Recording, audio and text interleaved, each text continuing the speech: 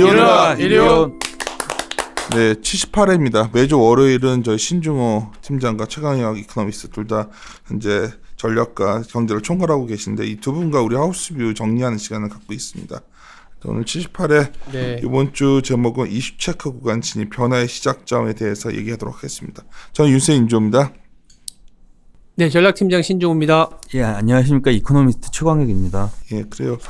매주 이걸 하는데 또 조용히 이게 이제 뭐 일반 투자분들도 듣지만 또 뭐 저희 클라이언트들도 많이 들으셔가지고 예. 오늘도 아침에 콜 하시라고 많이 바빴던 것 같은데 네. 보통 자료가 나오면 이제 콜 드리고 뭐 이렇게 하는데 많이들 보시더라고. 그러니까 그래서 특히 뒤에 우리가 이제 일반 투자는 아시는 주요 인물들 한마디 있는 것도 정리돼 있어서 좋아들 하셔가지고 네. 자료 발간하시면 앞에 그래프만 보시지 말고 뒤에 그런 말들도 한번 같이 보셨으면 좋겠어요. 네. 시장 자체는 또 그가 위기감에서 좀 벗어나는 느낌인데 문제는 이제 FOMC가 이번 주 있죠. 네. 그 FOMC에서 또 뭐 기대를 실망할 것이다 이런 걱정하시는 분도 있고 네. 또 하나면 결국 월말로 다가갈수록 결국 뭐 시진핑 안 갈 수도 있다 또 이런 말. 그런 얘기도 나오더라고요. 근데 안 가는데도 합의할 수 있다 뭐 이런 얘기도 나오던데요, 미국에선. 그래요. 일단 오늘 먼저 예. 시작을 하시죠, 신용 팀장. 예. 일단 기본적으로 이제 이번 주 FOMC에 대해서는 이제 시장에서 뉴스 보면은 6월은 뭐 아닌 건 알고 있고 7월에 금리 인하가 거의 90%까지 올라와 있기 때문에 금리 인하의 그 이벤트 자체만 보면은 뭐 기대감만 보면 다 온 거 아니냐라는 얘기들을 많이 하세요. 그러다 보니까 이제 이 이후에 다음 모멘텀은 뭐냐, 다음에 주 뭐 상승 포인트는 뭐냐, 뭐 당연히 G20 정상회담이라든지 무역 갈등과 관련된 것들이 해결돼야 된다라는 얘기를 하지만 결론적으로 말씀드리면 뭐 실적이잖아요. 또 시장이라는 게. 그러다 보니까 실적을 넣어놨는데 뭐 저희 퀀트 하시는 분들하고도 얘기해봐도 지금 당장 뭐 이익이 하향 조정 속도는 줄어들긴 했지만 하향 조정되는 국면인 거는 맞다 정도로 말씀을 드리고 있습니다. 그래서 3페이지에 차트도 넣어놨지만 너무나 당연한 게 뭐 컨센서스이긴 해도 순이익에 대한 컨센서스와 코스피의 전체적인 그림을 보면 이익이 올라갈 때 지수 올라가고 이익이 빠질 때 지수 안 되는 뭐 갑자기 왜 정답을 얘기하냐 그러면 지금은 이익이 빠지는 구간이기 때문에 지수가 안 된다는 얘기는 드리고는 있습니다. 이제 뭐 금융위기 이후에 차트를 넣어놓은 이유가 금융위기 이후에 우리가 크게 한 4번 정도의 이제 지수의 변동성이 있었죠. 금융위기라는 아주 큰 리세션 공포가 있었고 2011년에서 12년 넘어올 때 2015년에서 16년 넘어올 때 그리고 최근과 2017년 18년 넘어올 때라고 보시면 되는데 그때마다 이익이라는 게 꺾였죠. 근데 이제 재미있는 게 이익이 꺾이게 되면 전고점이라는 게 어쩌면 이익에 대한 자기의 센티멘트다 보니까 이 전고점을 넘어서기 위해서는 반드시 그 이익 이상의 그 전 고점에서 보여줬던 이익 이상의 어떤 레벨이 나와줘야 지수가 전고점을 뚫었던 경험이었습니다. 2010년에도 그랬고요. 2011년에 꺾이고 나서 2015년이나 17년에 재상승했을 때 결국 그 이전에 보였던 이익보다는 더 높은 이익을 보여줘야 소위 말하는 신고가를 경신할 수 있었기 때문에 지금으로 따지면 고점이 160조 정도 됐었거든요.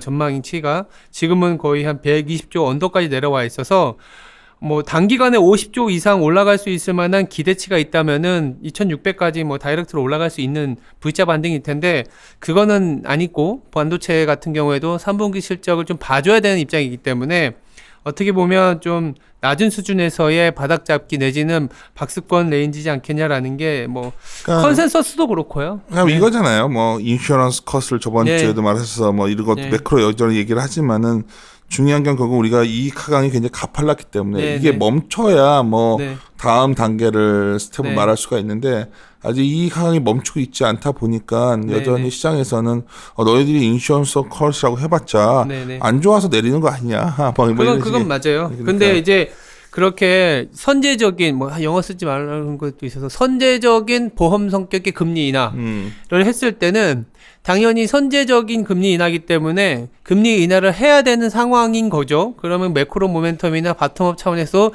별로 이렇게 이슈가 없기 때문에 그때 글로벌 주식들 뭐 94년이나 95년, 98년 내지는 84년, 85년 보면 박스권이었어요. 그냥 그때부터 계속 치고 나간다는 얘기를 드리는 게 아니라 보험적인 성격 이 이후에 대출이 늘어나는지 실제 인플레이션 기대 심리가 살아나는지에 대해서 이제는 좀 정책적인 뭐 효과가 나타나는지를 챙겨보는 단계로 넘어간 거라고 보는 거고, 이 계속적으로 하강하는 거에 대해서 부인하는 건 아니죠. 그런데 이제 문제는 뭐냐면 2011년에서 16년에도 보시면 어닝이 올라가진 않았어요. 계속 슬금슬금 내려오고, 그땐 또 기대치가 너무 높았고요.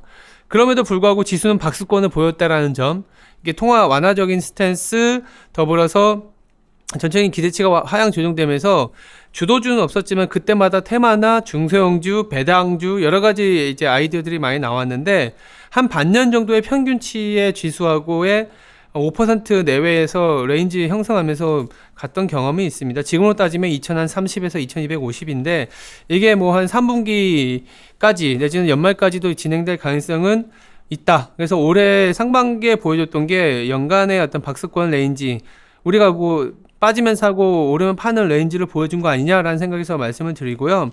왜 3분기라고 얘기를 드렸냐면 결국 금융위기 이후에 생산성을 보여주고 우리나라의 수출이 올라갔었던 거는 IT를 비롯한 반도체였기 때문에 3분기 실적이 나오는 10월 정도 갔을 때 실제 진짜 이제 연간의 바닥을 보여줬고 내년에 넘어갔을 때 플러스에 대한 기대감이 생기면 그때부터는 조금씩 우상향의 모습을 보일 수 있다라는 생각에서 말씀을 드렸고요. 좋게 보면 박스권 이상의 레인지, 나쁘게 보면 3 올라갈 모멘텀이 없다 정도이긴 한데, 이 안에서 그래도 살만한 종목이나 오히려 이렇게 갇혀있을 때 지수를 좀 비트할 수 있을 만한 액티브 전략이 괜찮지 않겠냐라는 생각에서 말씀을 드렸습니다. 오케이. 앞에 이제 다 정리를 해보셨는데, 네. 제가 요번에 제일 관심 갔던 거는 4페이지예요. 네. 많은 분들이 이제 우리가 저번 주에 이제 소위 선제적 금리나 인슈어런스 컷 얘기할 때, 그리고 저번에 최강 이코노미스트랑 할 때는 계속 반복적으로 얘기했지만, 그러니까 기준금리 내리면은 오히려 어떨 것이냐에 대해서 그냥 두려움들이 많으시단 말이에요. 그러니까 아무래도 과거의 사례 때문인데, 위기 이후에 좀 변화들이 많지 않나요? 이게 최근 들어서 17년 이후에 특히 그 변화가 좀 심해지지 않았나? 아닌가? 그게 뭐냐면 보통 금리는 아니면 이 장기물 같은 경우에 금융위기 이전에는 연준이 인플레이션 파이터였고 그때는 성장도 어느 정도 나오고 물가 상승률도 괜찮으니까 금리를 올리는 구간에 오히려 10년물의 장기 수익률이 올라가는 구간이었거든요. 그리고 금리를 내리는 사이클에서는 오히려 장기 10년물이 내려가는 그런 부분이었기 때문에 보통 장기 이제 금리가 올라간다는 경기가 좋아진다. 예, 그렇죠. 그러니까 금리가 올릴 때 경기가 좋아졌다는 얘기죠. 예. 보통 그럴 때 이제 만약에 이제 흔히들 생각하실 때 금융주를 생각하시면 더 쉬울 것 같아요. 기준금리를 올리는 사이클일 때 금융주가 좋았었거든요. 예전에는. 근데 지금은 다소 이러한 공식적인 것들이 깨진 상황이에요. 금융위기 이후에는 아주 명확한 거는 뭐냐면 장단기 금리차하고 10년물하고 그냥 동일하게 갔었다라는 거죠. 사실 깨진 게 금융위기 이후가 아니라 사실 2016년 고압경제 때. 아니요. 그게 아니라 이걸 제가 일부러 뒤집어 놓은 거예요. 금융위기 이전에는 역방향이었어요. 왜냐? 장단기 금리차가 축소되는 게 10년물도 올라가는 국면이었다라는 거죠. 근데 지금은 장단기 금리차가 축소되면 오히려 10년물도 내려가는 국면이었고, 근데 이제 2018년 이후로는 이게 과도한 긴축으로 인해서 아니면 긴축이 오가는 과정에서 금융위기 이전처럼 성장이 나오는 거라고 이제 착각했던 구간이었던 것 같아요. 감세 정책이라든지 이런 것 때문에. 근데 결론적으로는 4번이라는 금리 인상을 하다 보니까 무역 갈등도 있었지만 성장이 이 정도의 그 수익률을 버텨내지가 못하는 거죠. 그래서 10년물이 과도하게 내려온 거예요.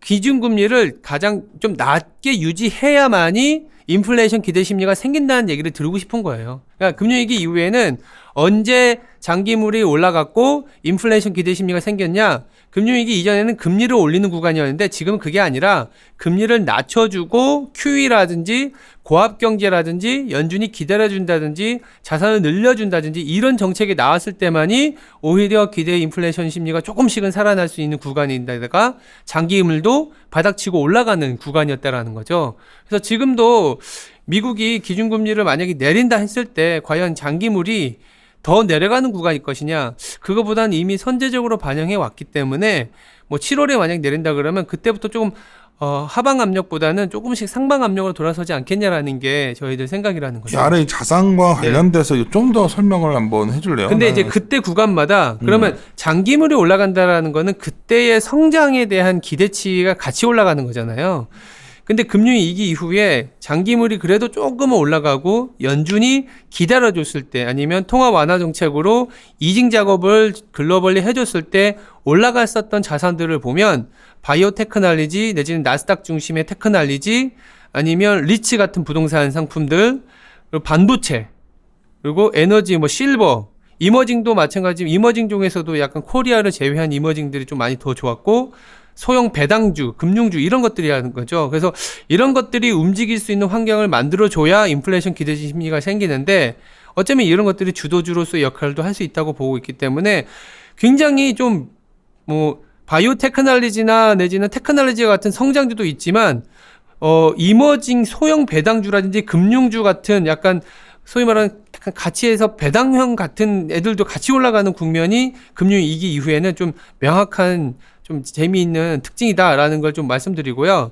최근에 나오는 얘기 중에 4페이지 오른쪽에 보시면 그런 구간마다 수익률이 안 좋았던 게 대부분의 통화들이에요. 파운드, 달러, 위하, 유로 이런 건데 경쟁적으로 통화를 완화시키는 국면이기 때문에 재미가 없었던 거죠. 경쟁적으로 낮추는 구간이었기 때문에.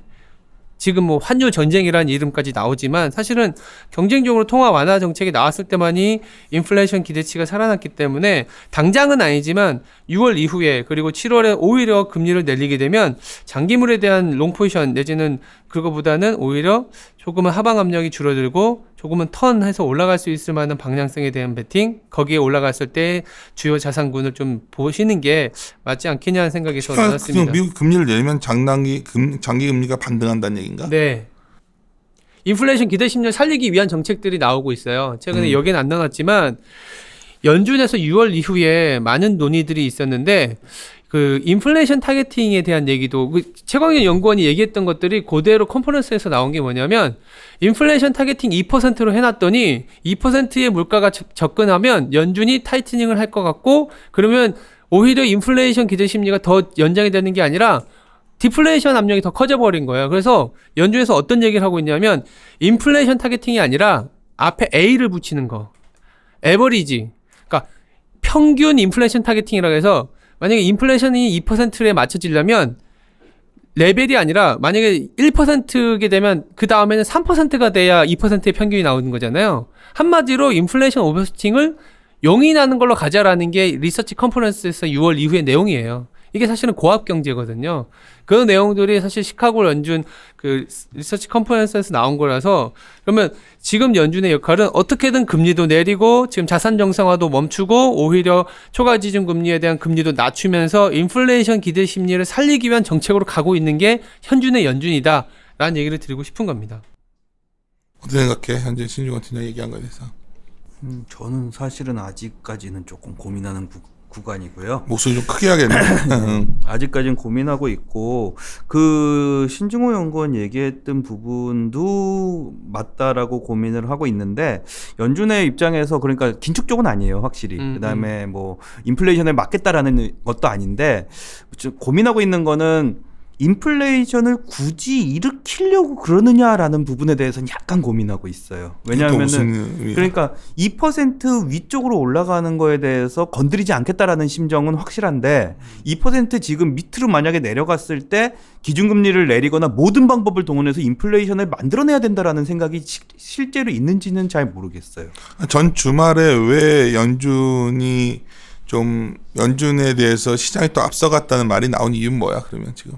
그러니까 제가 항상 말씀드리는 게 시장에서는 지금 12월로 보시면은 1.75%를 반영하고 있거든요. 그러면은 여기서 보시면은 두 차례에서 세 차례 뭐 인하예요. 그러니까 뭐 근데 많은 게 9월, 12월 두 번 아주 기정사실화되는 느낌. 근데 제가 보고 있는 거는 실제로 연준이 두 차례까지 인하할 생각을 지금 머릿속에 가지고 있느냐가 확실치가 않다라는 거예요. 그냥 시장에서 연준에서 이렇게 나와주니까는 두 번 인하할 거야라고 하지만 개인적으로는 경제가 만약에 2% 수준이고 인플레이션이 그다음에 경제가 지금 수준에서 계속해서 가준다면 연준에서 굳이 기준금리 인하할 생각이 없는 것 같다라는. 저도 그 생각이 있는데 뭐냐면 명목적으로 두 번을 딱딱 내려주는 게 아니라 연준이 두 번을 꼭 안 내려줄 수도 있어요. 왜냐하면 그 반응을 보는 거지. 왜냐하면 이제 반응을. 피드백이 있는 거니까 그때마다 만약에 경기가 여기서 더 살아나면 굳이 금리를 안 내려도 되지. 그러니까 지금 고민하고 있는 게 연준이 다양한 방법을 고민하고 있다라고 얘기를 했잖아요. 네, 맞아요. 그러니까 그게 기준금리 인하가 아니라. 그건 맞아요. 그래서 네. 저도 그 얘기, 그냥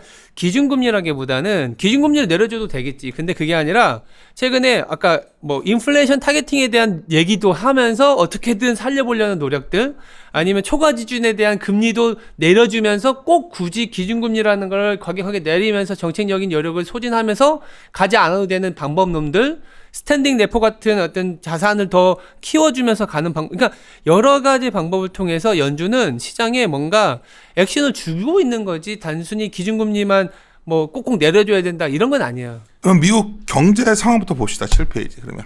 그러니까 뭐냐면 저번에 고용 지표는 안 좋게 나왔는데 그거 왜 고용만 갖고 얘기할 수는 없으니까. 네, 뭐 고용 지표 저는 안 좋게 나왔다라고 지난번에도 뭐 그건 말씀드렸지만 뭐 안 좋다고 생각 안 해요. 고용 지표가. 그래가지고 문제는 이거 아니야? 소비자 물가가 너무 낮은 거 아니야? 소비자 물가가 낮은 허가 거는 CPI 가 이렇게 문제인데 낮아버리면. 이 근원 CPI 보시면은 보통은 뭐 근원도 그렇고 PCE도 그렇고 보통 2%를 그냥 기준점으로 생각을 하시면 되거든요. 그러면 제가 연준의 입장에 대해서 고민하는 건 이거예요. 소매 판매가 나쁘지 않고 소비자 심리도 나쁘지 않은 상황에서 2%에서 이렇게 왔다 갔다 해주는 거는 연준이 오히려 바라는 방향이 아닌가라는 생각이 들어서 그렇게 말씀을 드리는 거고요.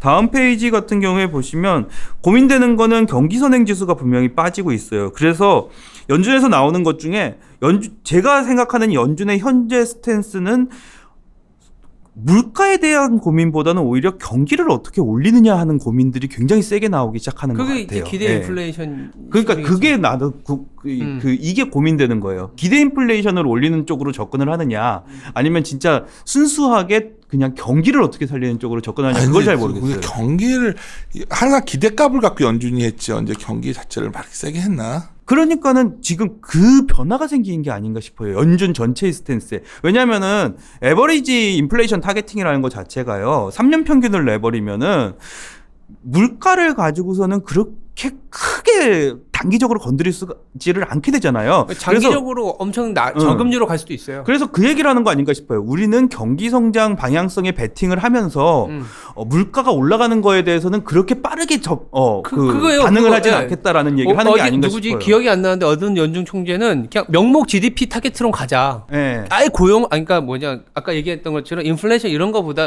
어차피 나지도 않는 거 이거 아니라 연준의 어떤 중심축이었던 어떤 인플레이션에 대해서는 그러니까 거의 손을 놓는 거네. 이번 주에 6월 FOMC에서 더 주목해야 되는 게 이런 부분인 것 같아요. 뭐 단순히 기준금리를 지금 내려줄 것이나 7월 이런 게 아니라 점도표 이런 게 또 아니고 진짜 실제 그 물가에 대해서 막 걱정하는 것들이 경기를 살리기 위한 방향성, 명목 GDP라든지 아까 말씀드렸던 어떻게든 그 기준금리 말고라도 다른 여러 가지 수단, 정책적인 수단을 통해서 지금 뭐냐면 대부분의 사람들이 이렇게 얘기해요. 1980년대, 1990년대 인슈어를 컷 했을 때는 금리가 이렇게 올라는 이렇게 5%, 6%였는데 지금은 2.몇 %인데 그러니까. 금리를 그런 얘기를 하면은 소위 말해서 좀 아닌 것 같아요. 왜냐면 미국에서 어떤 얘기하면 그거 말고도 그런 아무 다이브한 생각하지 마. 지금 생산성이 낮아져 있고 그거 말고 통화적인 비전통적 통화 정책이 이렇게나 많은 연준을 보고 까불지 마. 그런 얘기가 아니라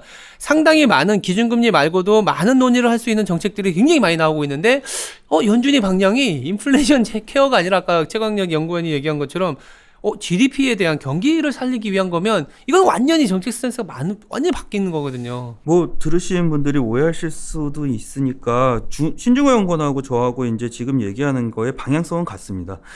방향성은 그렇죠. 같은데 저는 아무래도 경제를 하는 입장이다 보니까 연준 애들이 속으로 무슨 생각하는지 조금 더 그러니까 고민을 하다 어차피 보니까 그런 거고요. 뭐 기사나 이런 거는 뭐 연준 의원들이 뭐 금리를 내리는 거를 얼마 정도 예상했다 뭐 이거 점도표 얘기만 할 텐데 금리만 지금 갖고 있는데 그러니까 점도표 생긴 지 그렇게 오래된 게 아니잖아요. 저는 그리고 그 생각도 해요. 연준이 금융위기가 생긴 다음에 이 기준금리 밴드를 만들었거든요.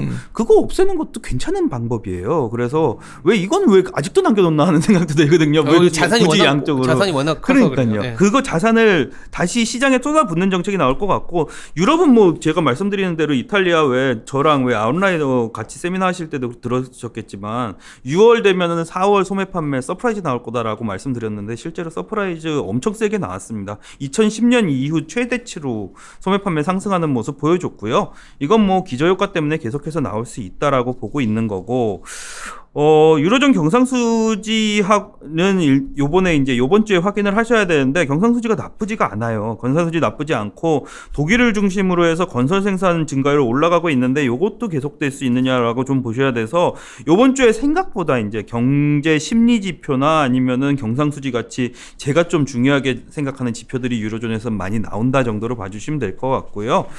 10페이지 봐주시면 최진웅 연구원이 뭐 요번에 경제지표 얘기했으니까 뭐 딴 거보다는 저는 오히려 재미있는 부분이 요 중국에서 들어온 외국인 직접 투자 증가율입니다.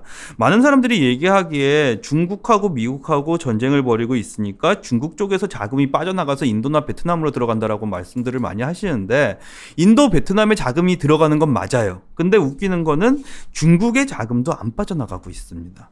중국 쪽에 FDI가 계속 올라가고 있거든요. 이건 개방을 하면 할수록 들어가고 싶었던 애들이 계속해서 들어가고 있다는 뜻이라서, 저는 오히려 중미 무역 분쟁으로 인해 가지고 무슨 아시아 쪽에 투자가 줄어든다라는 거에 대해서는 아니다라고 저는 계속해서 판단을 내리고 있는 부분이고요. 한국은 근데 이번 주에 또 수출이 안 좋게 나오겠지 뭐. 네, 20일 거라서 또 더군다나 조금 안 좋을 가능성이 높다라고 봐주시면 될 것 같아요. 그래서 한국은 수출이 안 좋은 거에 다가 지금은 딴 방법 없습니다. 여기서는 이 지표 중에서 고정자본 투자 늘리는 방법밖에 없거든요. 추경이 나와야 되는데 국회가 안 열리니까. 저는 추경이 지나가야 된다라고 말씀을 계속해서 드리고 있는 거고요. 제한적인 것 같아요. 상대적으로 원화가 더 약한 이유가 국내 요인이 꽤 크다는 생각이 점점 강해지. 그래서 요번에 강제로라도 추경이 어떻게든 돼가지고 7월쯤에 나오면 그래도 나쁘진 않다 정도만 보고 있는 거고요. 12페이지 봐주시면은 폴란드가 요번에 축구였던데죠. 네. 아까 그러면 이게 이탈리아하고 연결이 되는 그렇죠, 거네요. 그렇죠. 폴란드가 재밌어요. 폴란드 수출 증가율이나 수입 증가율을 보시면은 경제지표도 나쁘지 않았는데 수출이 2018년부터 시작해서 플러스로 올라가기 시작합니다. 추세적으로. 얘네들이 저는 이제 여기 첫 번째, 두 번째, 세 번째 적어놓은 것처럼 첫 번째는 그거예요. 소비가 늘어나야지 유로존이 좋아지는 거기 때문에 이탈리아하고 프랑스가 좋아져야 된다는 거고, 거기서 근데 이탈리아 소매 판매 증가를 확인하셨고, 두 번째로는 브렉시트하고 유럽 포퓰리즘 얘기를 계속 하시는데, 우리가 1월에 생각했던 3월 29일 노딜보다는 난 상황이잖아요. 근데 왜 자꾸 이게 문제다라고서는 더 크게 문제가 됐다라고. 보리스 존슨 아니 노딜 안 한다고 하던데. 네, 그 사람도 노딜 안 하겠다 그러면서 수상되려고 이제 노딜 안 한다고 하는 것 같아. 그 얘기하면서 지지율 올라갔거든요. 보니까. 그래서 나는 수상되려면 생각해 보니까 하여튼 거기서 당수가 돼야 되니까. 그죠. 노딜 지지표를 받아야 되는 상황인 것 같아. 그리고 세 번째는 독일 안 좋다라고 그러는데, 이 폴란드하고 헝가리의 이 수출 증가라는 것 자체, 수출 수입 증가가 독일에서 물량을 받아가지고 조립해가지고 내보내는 거거든요. 그렇게 보시면은 폴란드가 수출이 늘어났다라는 소리는 독일이 조금씩 안 보이는 사이에 개선되고 있다라고. 독일 개선 지표가 안 나오니까. 요 EPS가 3주 전부터 상승하기 시작했어요. 네. 예, 그래가지고 저는 개선 징후가 안 나오는 걸 이걸로 선제적으로 조금은 보실 수 있지 않느냐라는 말씀을 드려요. 2016년 9월에 보세요. 유로존 별로 안 좋다라고 얘기 나왔을 때 9월부터 시작해가지고서는 수출이 급등하기 시작하거든요. 그러면서 나온 현상이 유럽에 대해서 긍정적으로 돌면서 나오기 시작했고, 2018년 1월에 우리는 유로존 1, 2, 3월에 좋다라고선 얘기 나왔었는데 이미 1월에 마이너스로 돌아섰었거든요. 폴란드 수출 증가율은. 이게 선제적으로 폴란드가 대응을 하고 있다라고 보고 있기 때문에 중요하다라고 말씀을 드리는 거고요. 13페이지 같은 경우에는 최근에 항상 말씀드리는 건데, 미국하고 유럽의 성장률이 제일 중요한데, 그 성장률에 대한 예상치가 중요한데, 지금 유럽은 올라오고 미국은 조금 줄었습니다. 그러면서 스프레드가 줄어들기 시작하는 게 5월부터 줄어들기 시작했거든요. 이 그림으로 보시면은 5월, 6월 정도는 달러화 강세보다는 오히려 약세 쪽으로 갈 가능성이 높다라고 말씀을 드리는 거고요.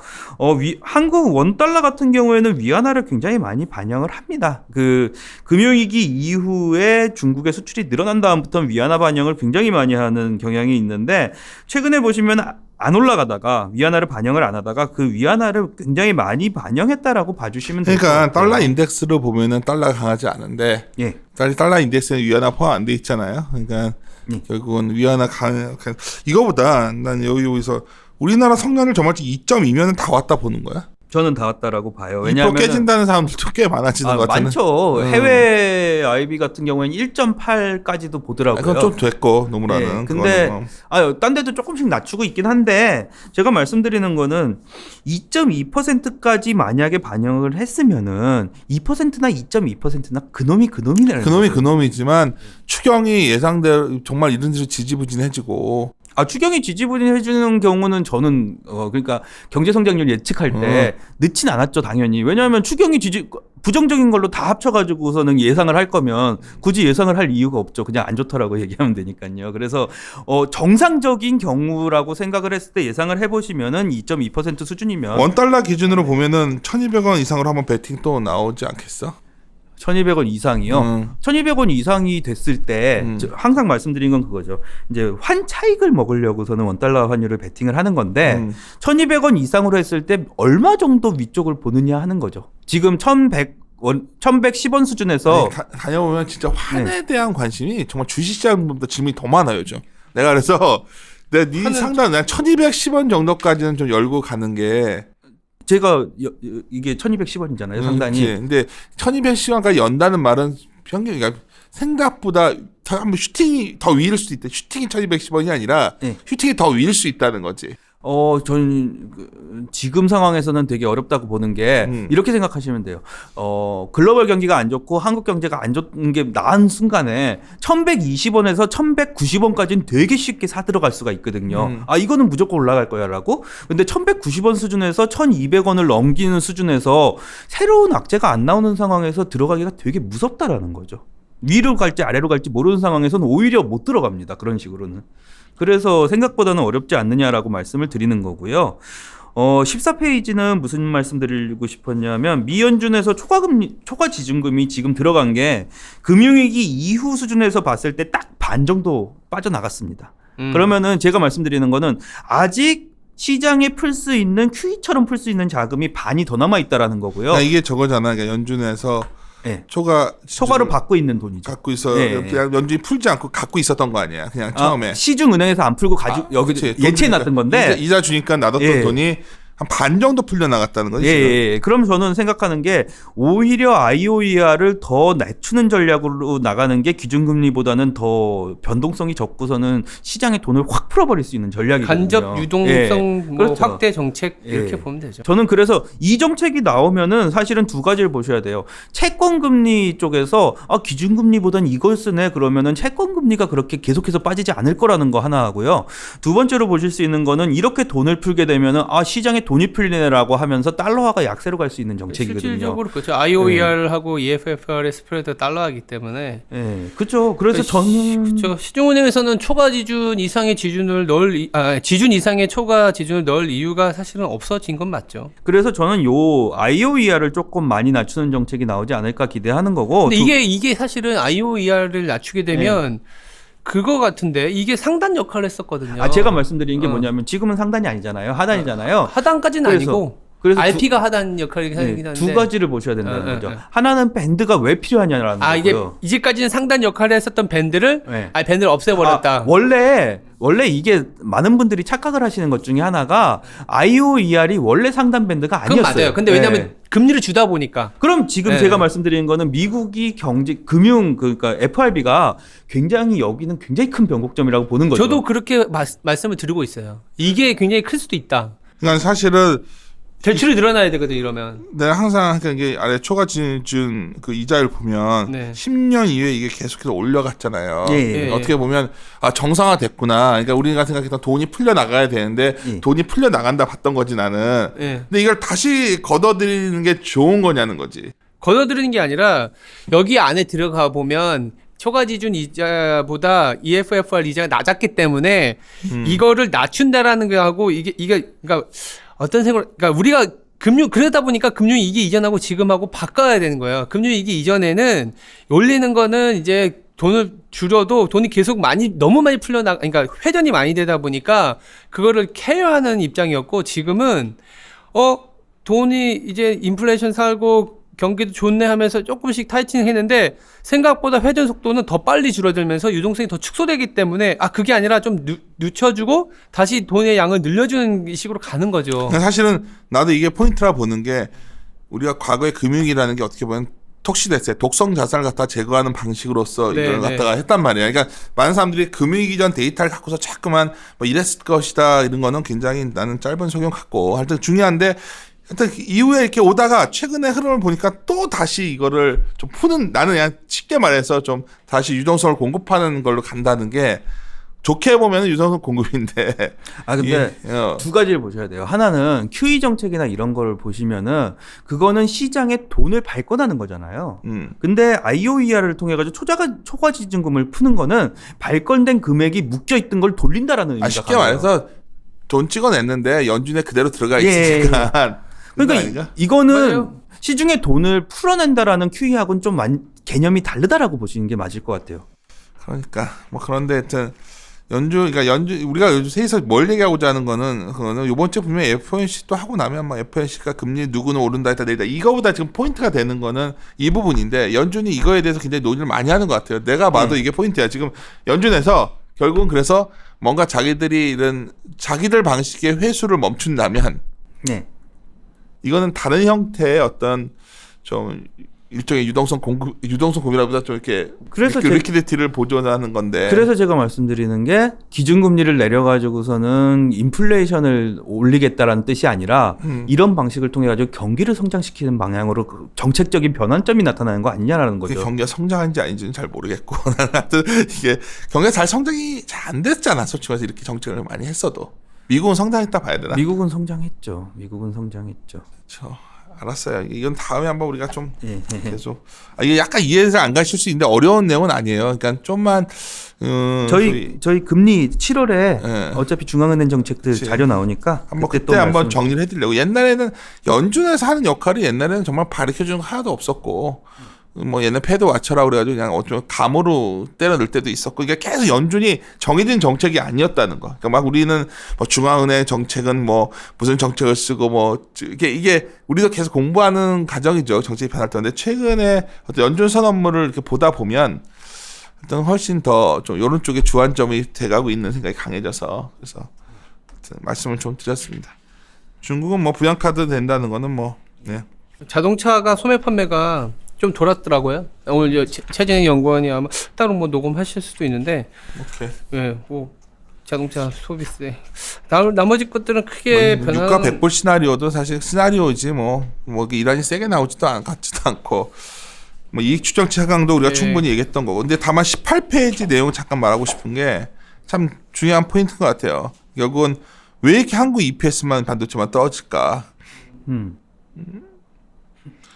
반도체 담당자도 자꾸만 물어보는데 이게 섞여 있어서 그렇다 미국은 뭐 얘기하는데 하여튼 이 부분도 좀 고민스럽고 나머지들은 뭐 어떻게 보면 약간 지역적 이슈고 이번 주에 일단 어떻게 봤더니 가장 큰 테마 되는 거는 21페이지에 결국 홍콩이요? 여기는 잠깐 얘기 좀 나왔습니다. 근데 이게 설명을 드리기 위해 가지고 이제 이거는 심지현 연구원이 하긴 했는데 설명을 드리기 위해 가지고 자료를 넣긴 했는데 무기한 연기됐어요 주말에.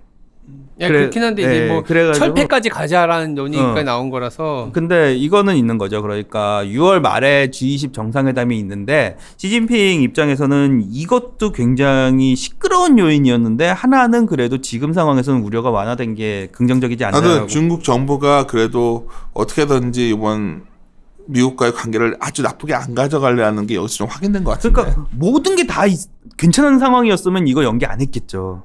근데 이걸 연기했다라는 것 자체가. 근데 아마 이거는 계속 불거질 뉴스. 아니 뭐 불거지기야 당연히 불거지겠죠. 뭐. 그래요. 그럼 오늘도 이번 주에도 그 연준 의장 중에서 좀 주목되는 사람은 누가 있었죠? 연준 의장 중에서는 아까 제가 쭉 읽어봤는데 잠시만요. 패드 관련해서. 연준이라기보다 패드 관련한 얘기들, 미중 무역 분쟁한 얘기들. 이번에는 근데 패드 관련된 얘기 자체는 연준 의원이 얘기한 게 없네. 그렇게 없었던 걸로 알고 있습니다. 왜냐하면 이제 그 블랙아웃 기간이기 때문에 그 연준 FOMC 이전 일주일부터는 블랙아웃이라 그래서 연준 의원들이 스피치를 할 수가 발언이 안 없어요. 나와요. 그런 부분들에서 없을 거고 미중 무역과 관련돼서 25페이지 보시면 윌버 로스 장관이 난 그보다 트럼프가 너 G20 이번에 안 오면 가만 안 놔둘 거야. 야, 이게 진짜. 뭐 그렇죠. 그런 부분들 뭐 그냥 좋게 보면 기대 자체를 안 하고 있다 시장에서는. 윌버 로스가 무슨 말했죠? 여기 보면 최종 합의는 아니고 뭐 전쟁도 결국 협상으로 끝나니 중국과는 결국 합의할 것이다. 뭐 이런 얘기. 부분적 합의. 나도 이 단어 나오게 부분적 합의라는 얘기들이 조금 나와서. 나도 뭐 협상을 지속한다 정도 네. 합의가 나올 것 같은데. 부분적인 합의 그리고 정황 발음도 어려운데 중국도 약간 미국하고 그러니까 약간씩 뭐라 해야 돼 약간의 기대 요인은 남아 있는 것 같아요. 그러니까 최종 합의까지는 아니고 부분적인 합의하면서 최종 합의를 위한 스텝을 좀 만들겠다 정도가 만약 기대한다면 그 정도지 않겠냐? 이 G20에서 그 정도만 남아 있습니다. 사실 미중 무역 분쟁은 이제는 진짜로 G20 쪽을 보시는 게 맞을 것 같고요. 이제 다른 해석을 하기보다는 보시는 게 맞을 것 같은데 제가 항상 말씀드리는 것 중에 하나는 그거예요. G20 중미 무역 분쟁도 그렇고 그 다음에 거기다가 더해가지고 유로존 건드리는 거, 그 다음에 멕시코 무역 분쟁 이게 전부 다 같은 이슈라고 트럼프가 보호 무역주의를 하는 거다라고 말씀들을 하시지만 엄밀히 따지고 보면은 전부 다 다른 이슈다라고는 말씀을 드리는 거고요. 그래서 일단은 집중하시는 경우라면은 중국하고 미국의 경상수지에 관련돼 가지고 어떤 얘기들이 오거나 그것만 집중하시는 게 중미 무역 분쟁이다라고 말씀을 드리고 있어요. 오히려 저는 또 우리가 다 수면에 내려와 있지만 이번에 오사카 그게 수련돼서 넘어가면 북한 관련 이슈도 약간 또 수면 위에 올라갔던 생각이 들어요. 그러니까 그다음엔 트럼프가 또 이게 모든 게 다 선거에 관련돼 있는 것 같거든. 트럼프가 지금. 그죠? 선거하고 관련돼. 그래서 지금 정치인은 내 생각에는 트럼프가 또 북한을 또 의외로 또 한번 파트너십을 한번 할지 우리가 지금 굉장히 좀 어두워져 있는 상태. 여기 뒤에 보면 그런 말들이 좀 나와 있어서 잠깐 언급을 한 거고요. 그래요. 신중호 팀장도 계속 바쁜 것 같아가지고. 문자가 계속 저기 리퀘스트 때문에. 그렇죠. 네. 빨리 마무리 짓고 우리 현업에 갑시다. 지금. 예. 하여튼 이번 주도 뭐 좀 이벤트가 있지만은 그렇게 너무 일희일비할 필요는 없는 것 같은데 그냥 시장은 이런 분위기 같아요. 좀 이제 곧 무너질 것이다.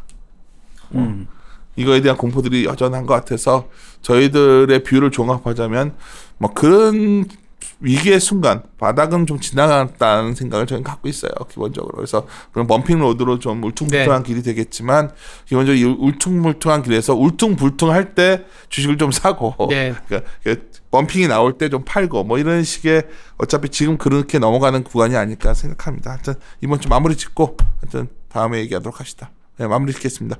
이리오다.